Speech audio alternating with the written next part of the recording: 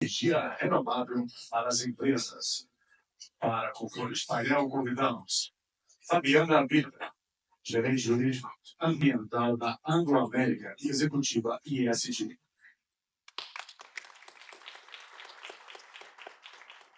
Convidamos também Priscila Jaqueline Ireland,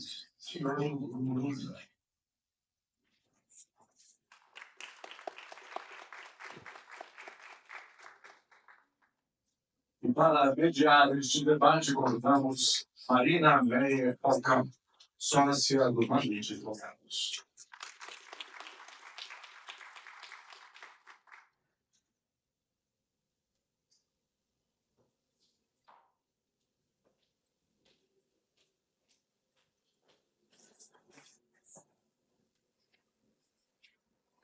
Muito bem.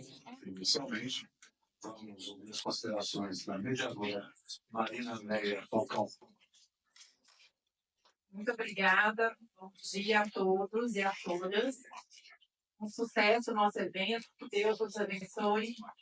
Falar depois do Daniel é muito difícil, né, gente? Mas a gente vai fazer um link aqui, porque hoje a energia está presente em todos os setores.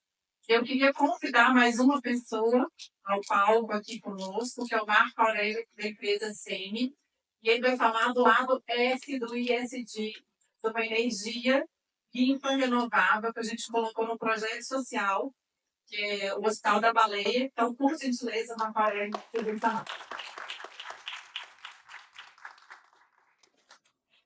Bem, vamos lá. Queria fazer um contexto aqui. A Cíntia do BDG trouxe um contexto bem interessante sobre o setor energético hoje, principalmente o nosso estado de Minas Gerais.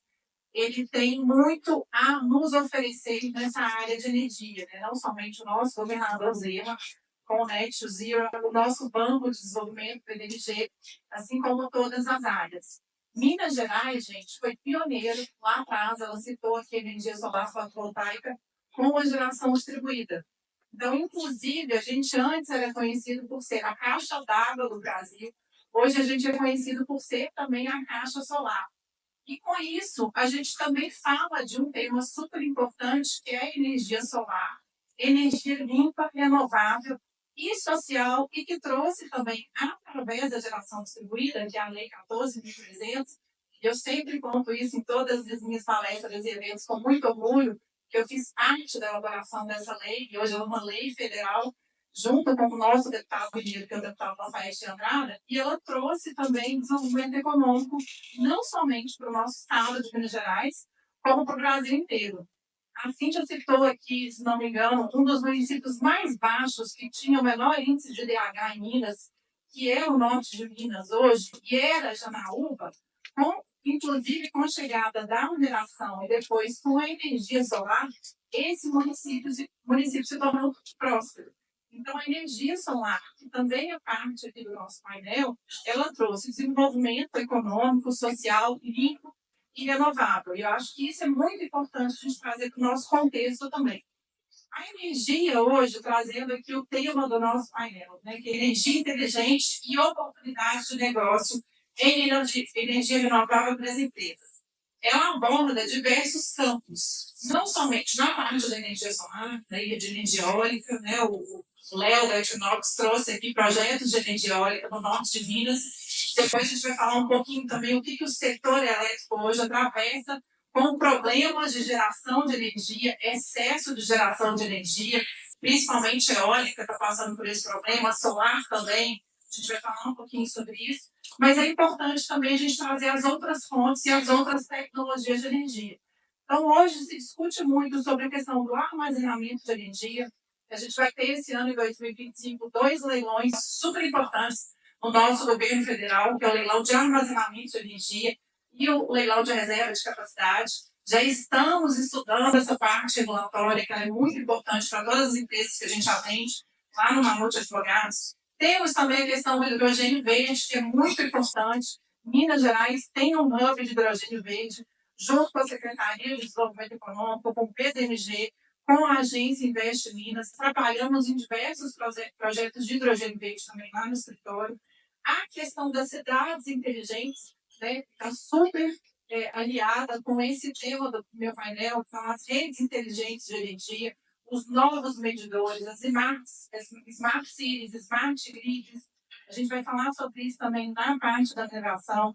Temos também, além disso, a resposta de demanda e a inteligência artificial em outros projetos de IoT aliados ao setor de energia. E temos também o principal deles, que é a descentralização do mercado de energia. Né? Então, a arquitetura do mercado de energia hoje ela mudou. Antes a gente tinha um ambiente completamente centralizado, que caminha hoje para esse ambiente descentralizado. E também, além de descentralizado, né, por isso que a gente tem esses recursos energéticos distribuídos, a gente tem a geração distribuída, a gente tem os processos de eletrificação rural, a gente tem esses processos de mobilidade urbana, a gente tem outros dois aliados importantíssimos, que é a digitalização do setor de energia, aliado com a democratização do uso das fontes, que são aí as fontes de energia limpa e renovável, né? Então, energia solar, energia eólica, biomassa, as pequenas centrais hidrelétricas, né? As grandes também, que são importantíssimas para o nosso desenvolvimento econômico, social e ambiental. E temos também agora um termo que a gente pega emprestado dos Estados Unidos, que é deregulation. Então, como fazer aí políticas públicas no sentido de simplificar o processo, mas ao mesmo tempo também trazer as tecnologias e os avanços regulatórios que o setor tanto precisa. Né? E isso acaba acontecendo com o Brasil também. E aí, antes da gente entrar aí para as perguntas, eu acho que é importante também trazer outro tema para vocês, que foi muito recorrente no ano de 2024 e continua acontecendo agora de 2020, em 2025, e também está relacionado aí com a reforma e com as mudanças do setor elétrico brasileiro. Então, no ano de 2024, por incrível que pareça, né, quem não é do setor elétrico às vezes fica até assustado, a gente teve um excesso de geração de energia, principalmente aí com a entrada em operação de novas usinas solares, usinas eólicas no Nordeste, e esse excesso de geração de energia acabou ocasionando um problema hoje que é recorrente no setor elétrico brasileiro, que é uma sigla em inglês que a gente pega emprestado também novamente, que é o famoso curtailment. Então, esse curtailment nada mais é do que os cortes na geração. E esse corte na geração, ele impacta todo o setor elétrico. E quem dita, né, o que vai ser gerado em determinada região é o mecanismo do nosso sistema elétrico brasileiro, que é o Operador Nacional do Sistema Elétrico. Então, esse assunto do curtailment, ele impacta não somente as usinas eólicas lá do Nordeste, da Equinox, como outros clientes que nós temos lá no escritório, como também todo o processo de geração solar. Né? Não somente a geração solar centralizada, que são os projetos grandes, mas a própria geração distribuída, que são esses pequenos projetos, e principalmente em Minas, né? Tivemos aí o avanço da geração distribuída, as fazendas solares aí se tornando cada vez mais regulares e mais famosas, então isso também acabou impactando todo o processo de geração que está sendo revisto esse ano. Né? Essa situação aí, inclusive, causa um rombo aí bilionário no setor elétrico, que vai para o preço final da tarifa. E o preço final da tarifa, todos nós, consumidores de energia elétrica, pagamos. Então, é muito importante a gente conhecer o setor elétrico brasileiro hoje, porque ele está ligado a vários setores da economia, não somente mineração, meio ambiente, né? O setor civil aqui também, que nós temos lá no escritório, meu amigo, meu sócio aqui, doutor Leonardo, que eu estou olhando para ele, que é da minha equipe, que muito me ajuda, a gente também passa por esse processo de judicialização, com todos esses critérios e cenários aqui que eu trouxe para vocês. O ano de 2025, ele está caminhando para um processo de grandes demandas judiciais no setor elétrico hoje. Então, fazendo esse contexto que eu trouxe aqui para vocês, que é importantíssimo a gente falar sobre tudo isso, eu faço aqui, Fabiana, uma pergunta para você relacionada à Anglo-América, já te agradecendo pelo convite. Conheci a Fabiana, gente, num evento incrível que a gente fez de Mulheres de Energia. Agradeço a ela ter vindo aqui no nosso evento.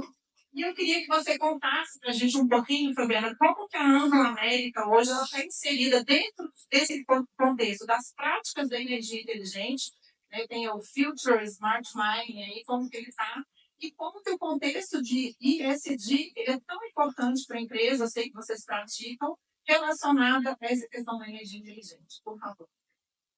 Bom dia, pessoal. Eu que agradeço o convite. Eu achei que esse evento foi tão interessante, foi um time tão importante, né?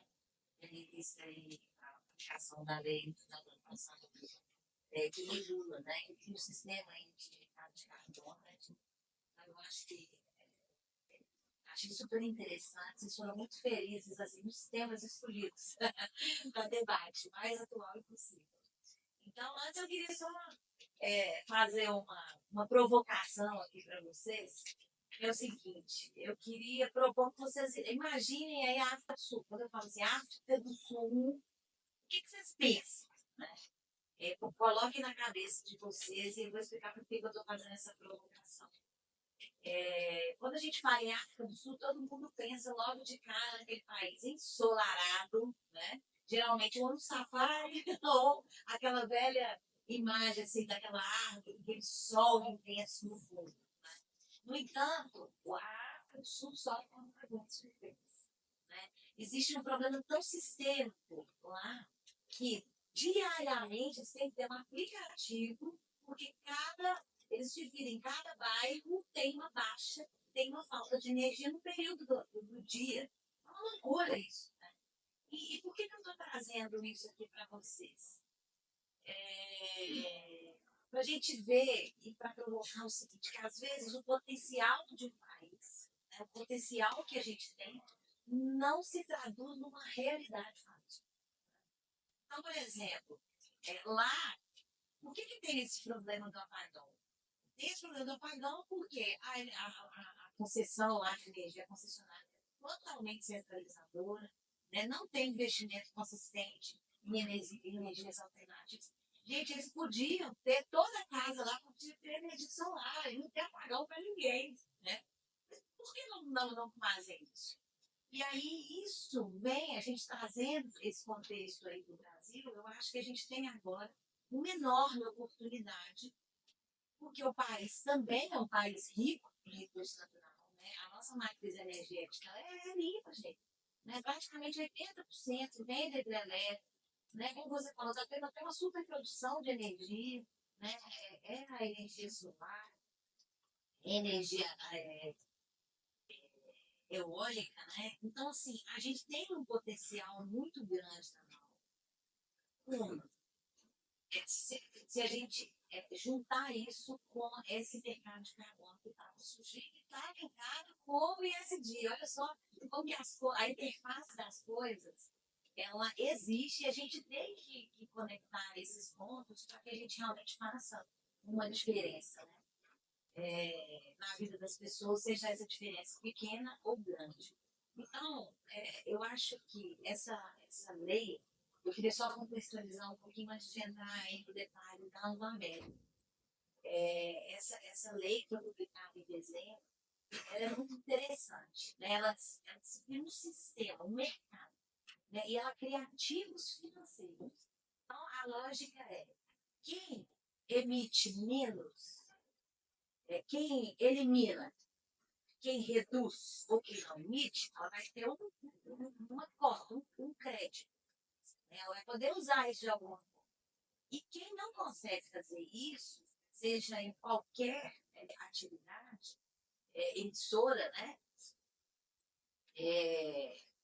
do gás de efeito estufa, quem não consegue fazer isso, ela tem que compensar. Então, olha que legal.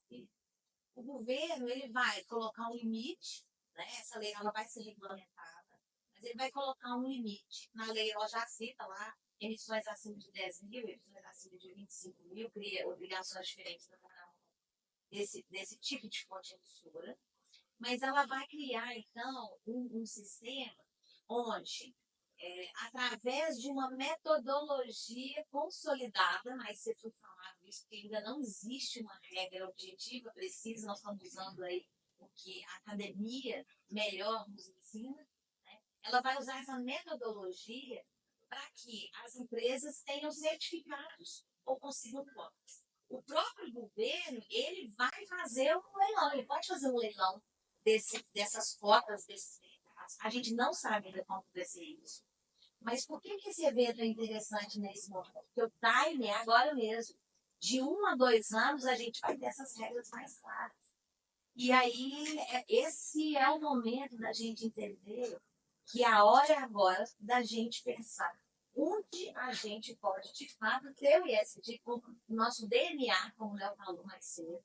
Né? Não é só uma roupa bonita, é estar no seu DNA ali, de estar colocando isso na prática.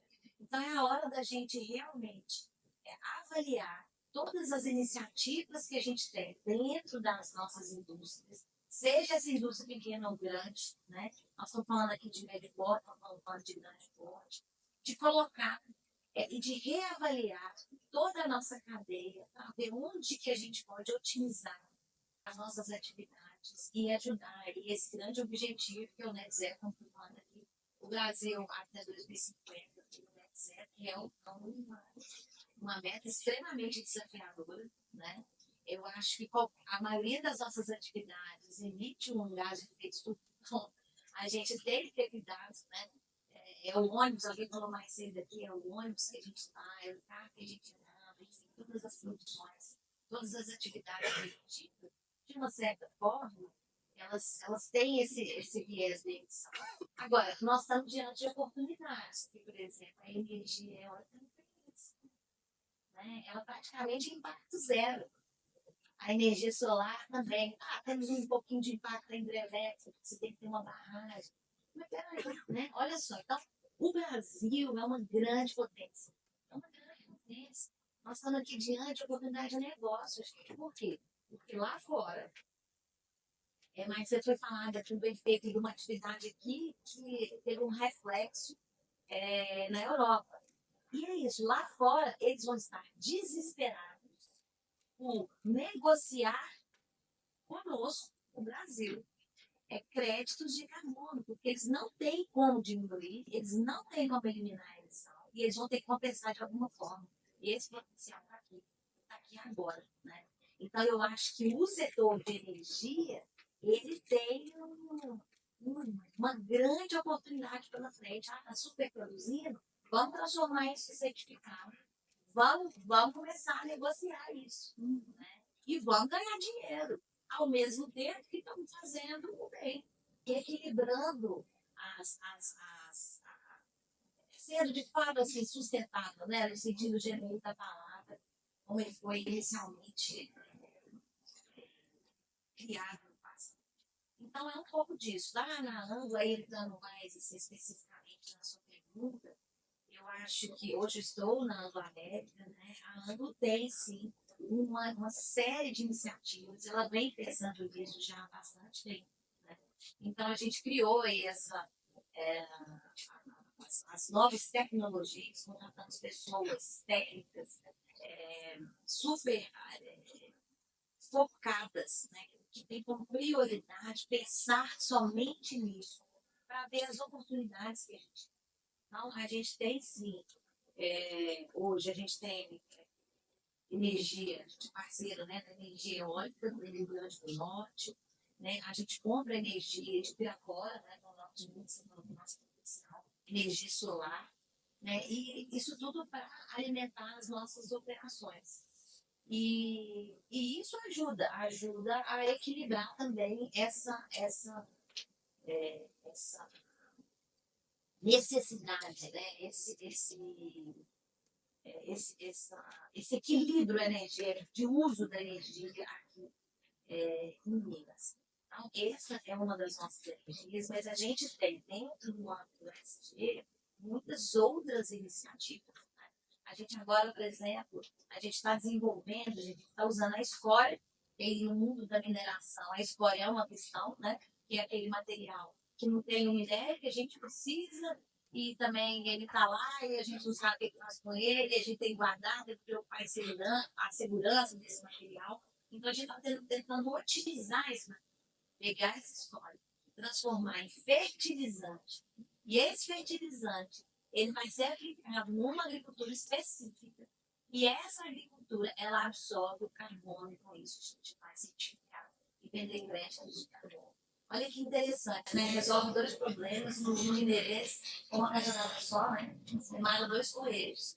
Porque é um pouco disso, né? A gente tem as nossas necessidades para utilizar de uma forma que a gente traga um retorno positivo para o meio ambiente, né?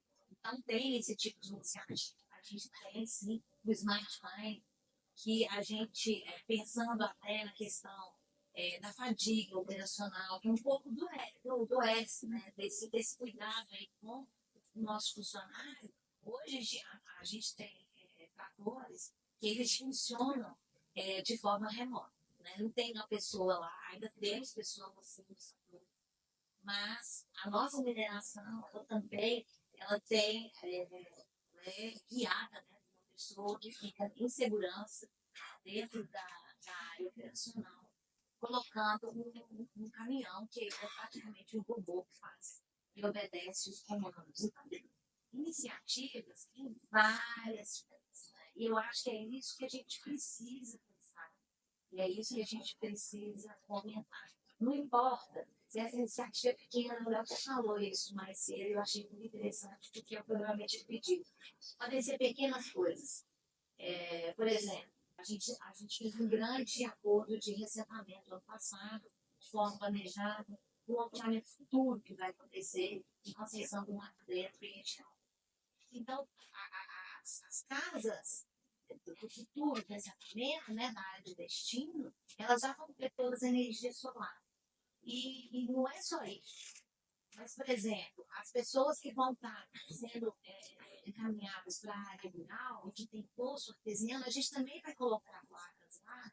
Por quê? Porque um grande problema dos assentamentos é que as pessoas, às vezes, viviam em condições, elas não pagavam a conta de água, elas não pagavam a conta de luz, e de repente, e de repente, depois que a gente vem e estrutura isso, porque claro que o assentamento gera impacto, etc., mas quando você fala de fazer com cuidado, você pensa em toda a questão estrutural ali, a pessoa vai ter uma área canalizada, vai ter energia, etc. E aí ela começa a ter que pagar essa conta de luz. Então, uma forma é realmente usar a energia solar para eliminar essa necessidade de uma conta que era um problema para o seu José, para a dona Maria, que estavam ali e que não conheciam essa realidade. Né? E, ao mesmo tempo, quando você disciplina e coloca um poço artesiano, essa pessoa que não tinha cultura, que tinha cultura do desperdício da água, e nós sabemos que água é uma questão crítica, né, em qualquer lugar do mundo, ela também se disciplina a usar aquela água com uma certa economia. Então, eu acho que essas são um bom das iniciativas, mas tem muitas outras, né? Mas eu preciso fazer mais esses exemplos aí da energia, esse chamado mesmo da oportunidade, e essa oportunidade agora. Perfeito, Fabiana. É sempre bom ouvir as boas práticas, né? Não só no ISD, mas também pensando ali no capital humano, né? A gente tem hoje um outro viés aí da energia em todas as áreas, que é a inteligência artificial. A gente sempre vai ter esse capital humano e esse olhar atento para os pequenos detalhes. Eu acho que isso é só sensível a quem é um ser humano. Então, isso nunca vai deixar de existir. Então, parabéns. Excelente. Vamos voltar com mais questões aí para ambos. Vou passar agora uma pergunta aqui, já agradecendo a participação da minha grande amiga Priscila, e ela vai falar um pouquinho para a gente. Depois eu vou passar para a Maria Clara, e uma pergunta também na área social, trabalho da prefeitura, antes de passar para a Aurélia.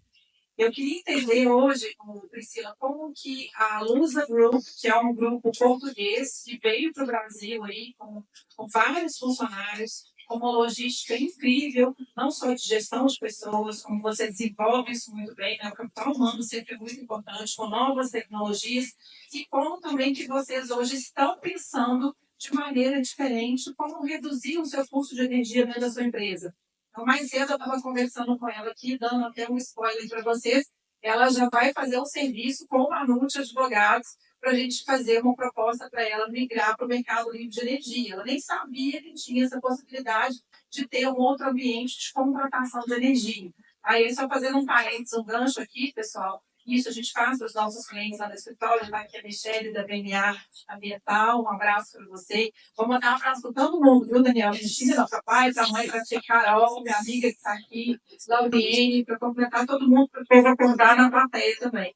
Isso é muito importante porque lá no escritório a gente traz esse cenário e esse olhar para os dois modelos de negócio. Então, opa, eu tenho uma conta de energia cara e eu estou hoje plugado na CEMIG, que é a minha distribuidora que eu tenho a obrigação de comprar dela, né, que a gente chama o mercado cativo ou ambiente regulado de contratação de energia. E a maioria das empresas nem sabe que às vezes tem uma outra possibilidade. E quais são as outras possibilidades, por exemplo? A gente tem o mercado livre de energia também, que hoje, comparando aí, fazendo uma conta rápida, se eu migrar para o Mercado Livre, mais ou menos eu tenho aí entre 35% a 40% de desconto imediato, migrando para o Mercado Livre. E hoje também temos, né, que foi até um boom no passado, aí uma colega também vai falar sobre isso, que é a geração distribuída. Então, as usinas solares que foram implementadas no Brasil inteiro, e Minas foi pioneira, o que essas empresas faziam e ofereciam de vantagem para os seus clientes ali? O desconto na tarifa de energia. Então, pega aí uma tarifa de energia elétrica da CEMIG, por exemplo, uma das mais altas do Brasil, está 1,20 quase com os impostos e todos os encargos, eu vou te dar um desconto ali de 20%, 30%. Você entra para a minha usina solar, faz um modelo de negócio conosco aqui, que é um dos contratos, aí entre a parte jurídica, tá, pessoal? Faz um contrato de consórcio, tem que ter contrato entre as partes, tem que ter um processo de conexão com o distribuidor, e eu te dou esse desconto.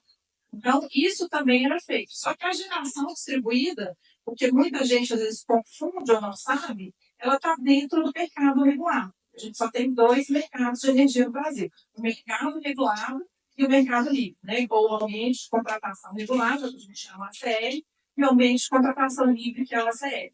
E por isso que no ACL a gente não paga, às vezes, as tarifas tão altas, né? Porque eu vou estar preso a uma concessionária de energia, eu posso escolher uma fonte de energia renovável, incentivada, e nessa escolha você tem vantagens e benefícios. Quais são benefícios, por exemplo? Às vezes até um desconto no fio, né? A energia chegar na sua casa, você paga pela linha de transmissão, pela linha de distribuição, e você tem esses descontos no Mercado Livre. E no mercado regulado, quem fazia ou faz geração distribuída, a gente também tem os descontos que começaram agora a ser importados, né, escalonados. Isso tudo a Lei 14.300 traz. Então, a minha pergunta para você, Priscila, é nesse sentido, né, que você ficou tão interessada pelo Lusa Group, que vai fazer essa proposta conosco lá no Manute. Como que você vê essa prática da energia inteligente, né, da gente fazer esse trabalho para você e contar também um pouquinho do seu processo de ESG lá na empresa hoje, suas boas práticas também. Obrigada. Maria, não é excelente comercial, já vou sair daqui contratando. Eu queria fazer um contexto. Nós temos uma PME portuguesa. A empresa foi fundada pelo meu sogro, e o meu sogro acabou falecendo, e meu marido pegou o negócio, e quando nós começamos a namorar, o meu marido praticamente me obrigou a trabalhar com ele. Lá são 13 anos. Eu hoje falo me obrigou porque a gente não tinha muita opção. Então, eu vou dar um ponto de vista para vocês de uma empresa familiar, de médio porte, que já estamos hoje, mas que já estamos preocupados com o mundo e com o social e com a governança da nossa empresa. Então, não precisa ser gigante para começar a se preocupar com isso. Então, muita gente falou sobre isso e eu estou aqui do lado de empresas muito maiores do que a minha. Eu sou uma das sócias, faço parte do conselho, faço parte da holding que fica na Holanda. Nossas práticas são práticas fáceis de serem medidas e de serem, de fato, efetuadas, porque o que não pode ser medido não pode ser melhorado. Então, como nós somos uma empresa média, a gente coloca práticas que as pessoas entendam o porquê daquela prática e como a gente consegue fazer aquela prática. E uma das práticas muito básicas que a gente faz lá em Portugal, que a gente está tentando trazer para o Brasil, é a diminuição de geração de resíduos e a própria reciclagem do que a gente consome dentro do escritório. Então, isso é muito simples, tem lá 4 lixos, um de cada cor, as pessoas colocam o lixo onde tem que ser colocado e isso é reciclado. Então, assim, não tem que ter muito neurônio para fazer isso. As pessoas não reclamam muito para reciclar o lixo e eu já estou ali contribuindo com uma coisa bem simples. As crianças em Portugal já reciclam o lixo, a gente, inclusive, tem desconto nas nossas taxas, a gente paga uma taxa de lixo lá, né? Então a gente tem desconto na taxa de lixo quando a gente recicla. Então eu trago essa prática para dentro da empresa. A gente já tem a nossa frota completamente elétrica. Lá em Portugal não temos mais carro tradicional, combustão, nossa frota é toda elétrica, porque é a nossa realidade, tá? A gente é acessível. Eu não tenho essa realidade aqui na empresa de Contagem. Isso daí também gera um certo pertencimento para a pessoa que está dirigindo aquele carro, ele percebe o porquê que a empresa está investindo no carro daquele, tem carros que já são até mais baratos que os carros tradicionais.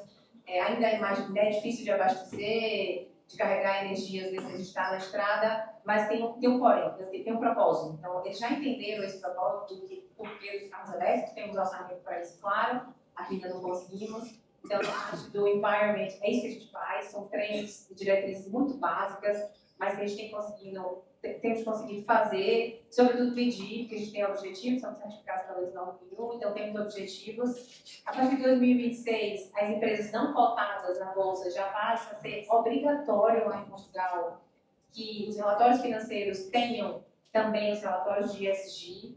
E apesar de a gente não ser cotada, nós também precisamos de financiamentos e assim como os bancos estão super preocupados, a gente sendo pequena, sendo média, a gente já tem que também começar a pensar em colocar isso nos nossos relatórios. Então, a partir desse ano 2025, os nossos relatórios financeiros já saem com os relatórios de ESG também.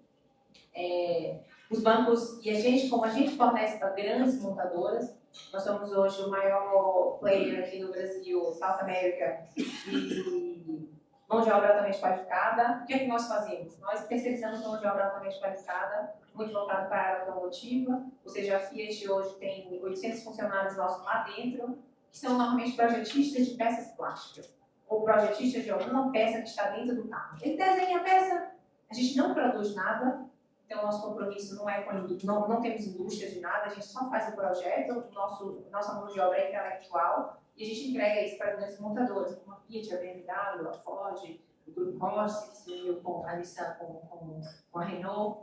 Então, na parte social, nós também estamos preocupados com os 17 ODS da ONU, muito voltado para a área do empoderamento das mulheres. Um dos ODS da ONU é esse, ter mulheres no poder, e a gente está muito preocupado com isso. A parte de diversidade, de todas as etnias, todas as cores, todas as raças, todos os gêneros, também nos preocupamos, também selecionamos mulheres. Os nossos grandes clientes, às vezes, me pedem, eu preciso de 6 pessoas para essa vaga.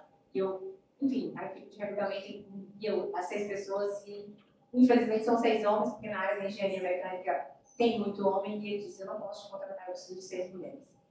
A gente diz, não tem. Isso não existe. Então, nós também temos uma academia de formação dentro da nossa própria empresa para formar mulheres, para formar jovens, para elas irem desenvolver carreira na parte da engenharia mecânica.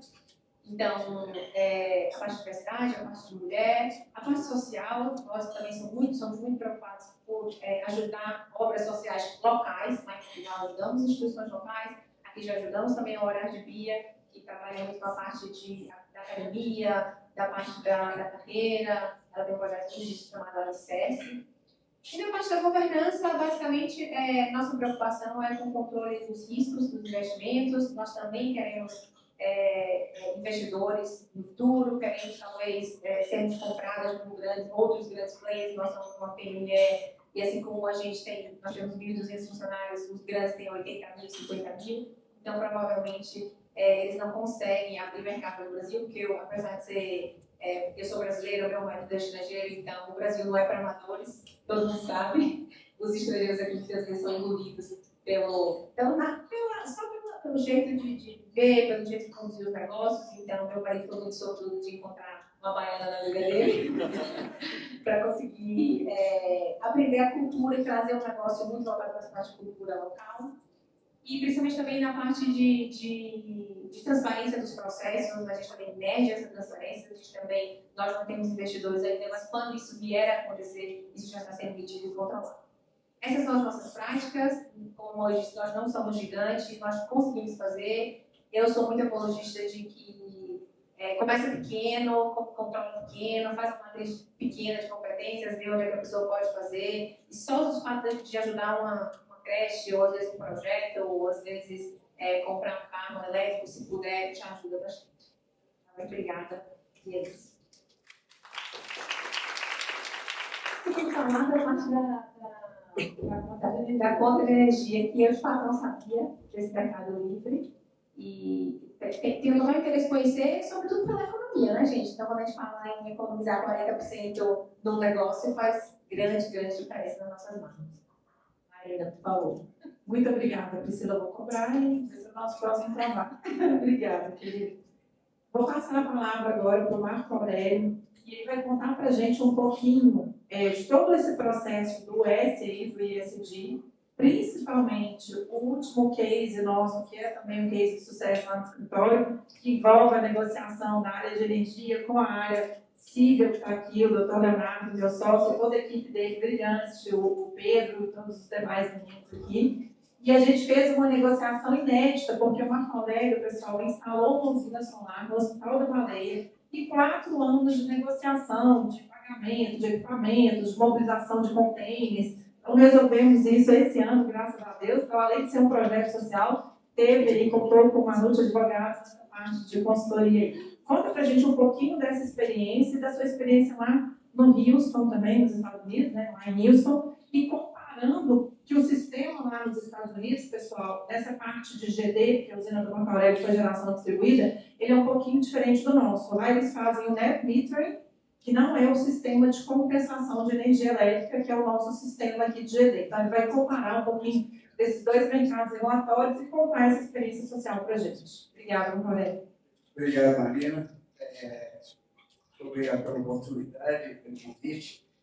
E bom dia a todos. Meu nome é Marco Aurélio. Eu sou o CEO da empresa Semi Process Optimization.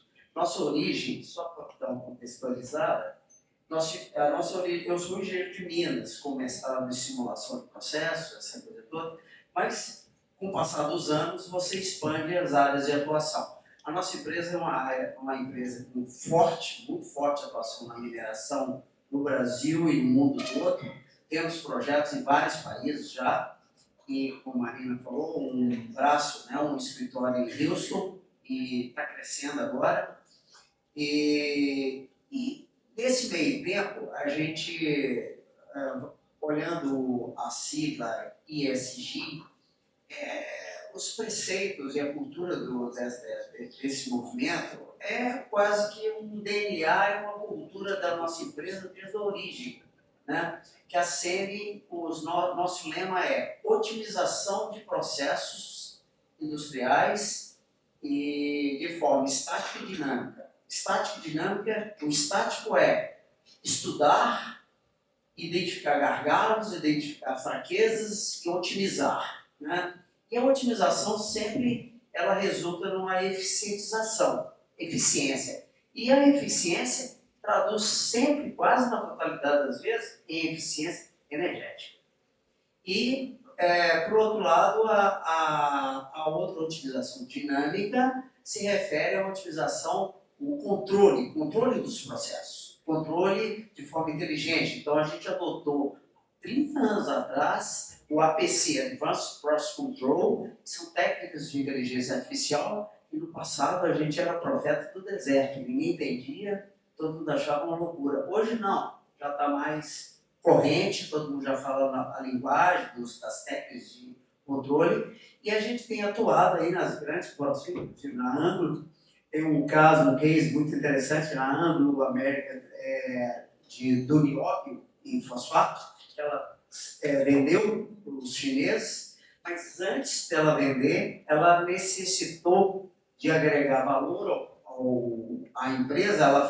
Ela fez uma proposta para a gente de otimizar o processo para aumentar a recuperação, quer dizer, aumentar a evolução da empresa. Fizemos isso, teve um aumento de 7% na recuperação metalúrgica do nióbio, o valor da empresa cresceu, foi interessante, foi implantado um sistema de análise de imagem e inteligência artificial para controlar.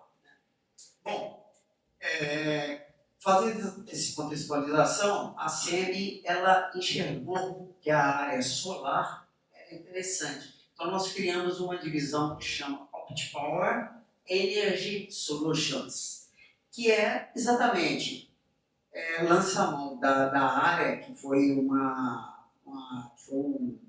muito disruptivo no mundo todo, a energia solar, fotovoltaica. Você capta a energia do sol, a cada dia tem uma incidência do sol, esse sol vai para o planeta, o planeta captura essa energia do sol, e por incrível que pareça, essa energia do sol se transforma em tudo. Se transforma em vento, energia eólica é função do sol, se transforma em evaporação e o ciclo das águas, da evaporação do oceano, dos ventos, e todo esse ciclo é função do sol. E a energia solar é a captura do sol de uma forma imediata. Você consegue capturar, e boa parte dessa incidência da energia solar, você consegue transformar em energia. Então, você captura a energia do sol, transforma em energia uma corrente contínua, corrente alternada, e injeta na rede de uma forma muito interessante. É uma conexão direta, né? Um grid que a gente chama. Né? Isso foi uma grande libertação para a humanidade, para todo mundo, tanto para as pessoas, para as casas, para as indústrias e grandes gerações, complementando de uma forma magnífica o sistema de geração das várias fontes de geração de energia. Né? E também relevando aqui, só nessa contextualização, que a CEM trabalha com muitos projetos de geração, de cogeração. Né? São projetos na indústria, nas siderurgias e principalmente nas cervejarias. Praticamente a totalidade das cervejarias do Brasil e do mundo utilizam de biomassa para gerar vapor para a fábrica, mas para gerar eletricidade também. O case do Hospital do Baleia foi um case muito interessante, foi essa divisão da nossa empresa que elaborou o projeto, fez o parecer de acesso junto à concessionária e o projeto se transcorreu de uma forma muito fluida e rápida, mas esbarrou numa seguinte questão: por uma indefinição regulatória e da própria legislação, a questão é: precisa da licença ambiental ou não? Algumas matérias indicavam que era isento de uma licença ambiental forte do projeto do Baleia.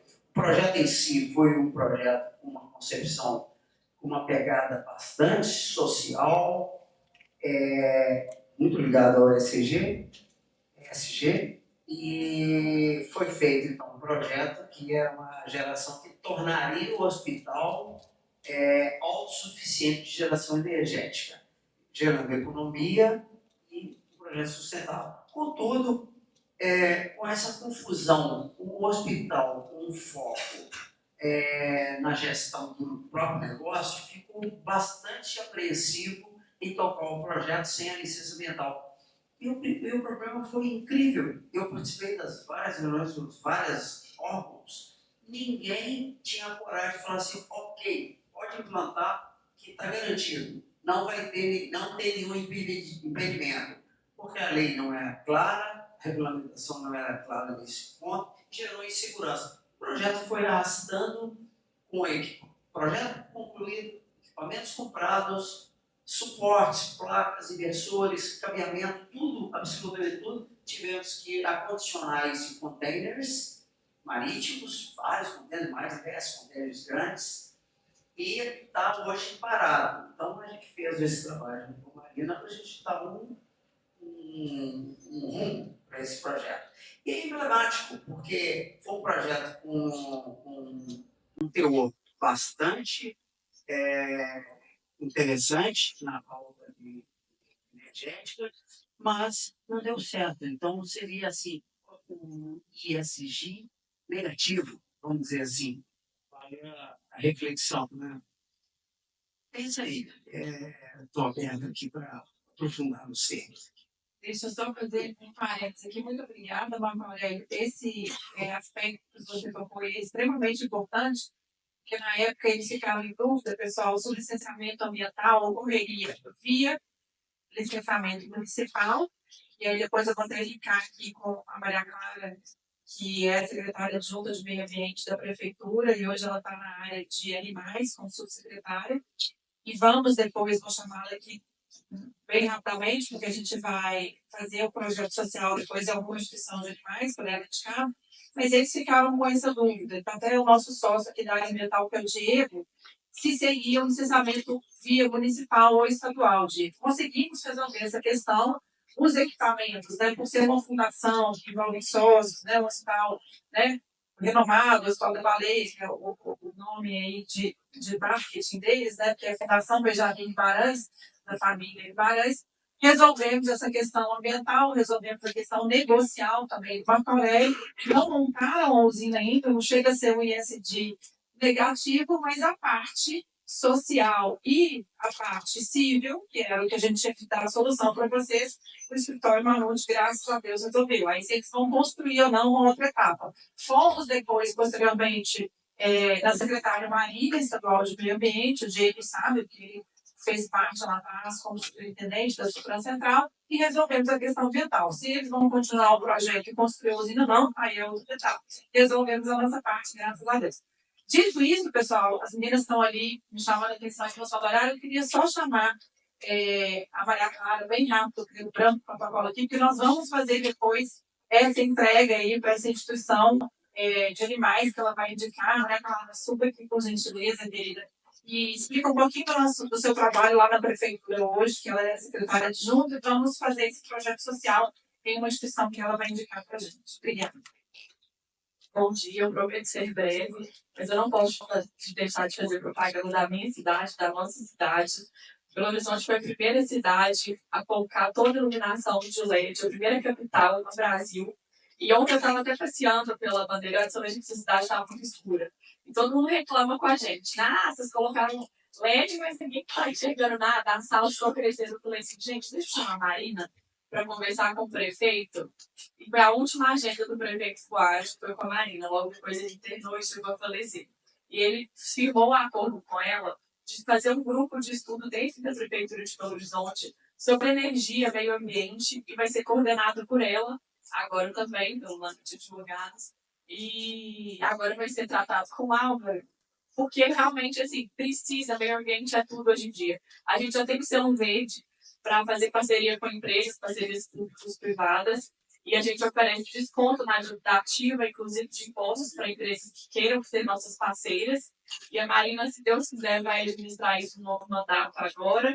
E a gente vai fazer um selo animal também, para quem quiser fazer parceria público-privada, com feiras de adoções, incentivando educação com animais, adoções, enfim, para que as empresas também tenham descontos na dívida ativa e impostos. Mas é isso, a Prefeitura de Belo Horizonte está aberta a novas parcerias e contem conosco. Muito obrigada. Muito obrigada, querida. Meu tempo já esgotou. Gente, se fosse eu queria ficar falando o dia inteiro aqui sobre energia, que eu sou apaixonada por energia. Vou ficar até de pé aqui para agradecer ao Bruno pela essa organização incrível aqui do nosso evento. Agradecer a cada um de vocês com todo carinho especial. Muito obrigada, Fabiana. Obrigada, Priscila. Obrigada, Bafaré. Maria Clara, muito obrigada, querida. Conte conosco lá na prefeitura. Obrigada. Obrigada.